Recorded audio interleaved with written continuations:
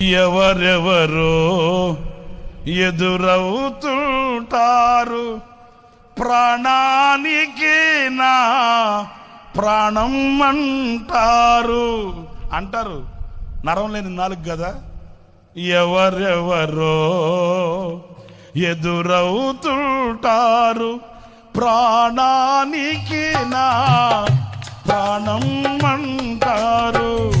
ఎవరెవరో ఎదురవుతూ